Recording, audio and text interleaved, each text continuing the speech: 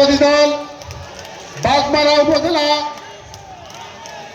ধানের শীষ মনোনীত প্রার্থী বাংলাদেশ জাতীয়তাবাদী দল বিএনপির চেয়ারম্যান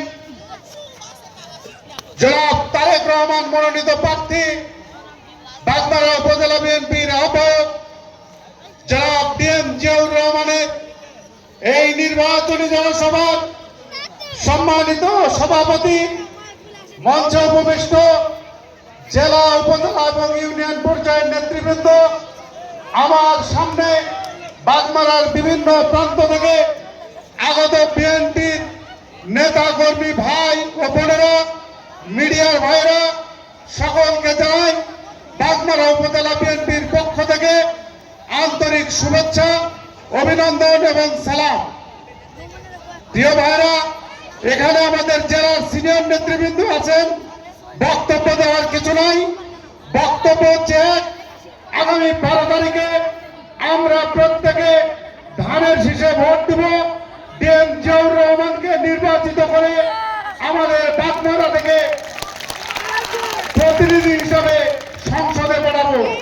আমরা যে আদর্শের রাজনীতি করি, শহীদ প্রেসিডেন্ট জিয়াউর রহমান যার স্মৃতি নিয়ে রাজনীতি করি, বেগম খালেদা জিয়া যার নেতৃত্ব মেনে রাজনীতি করি, জনাব তারেক রহমান তার মনোনীত প্রার্থী জনাব ডিএম জিয়াউর রহমানকে আমরা ধানের শীষে ভোট দেব।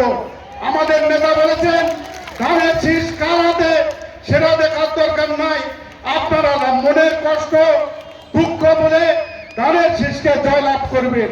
আগামী নির্বাচন বাংলাদেশের গণতন্ত্র, বাংলাদেশের সার্বভৌমত্ব, বাংলাদেশের মানুষের মানবাধিকার, বাংলাদেশের প্রশাসন, বাংলাদেশের বিচার ব্যবস্থা প্রতিষ্ঠিত করার নির্বাচন।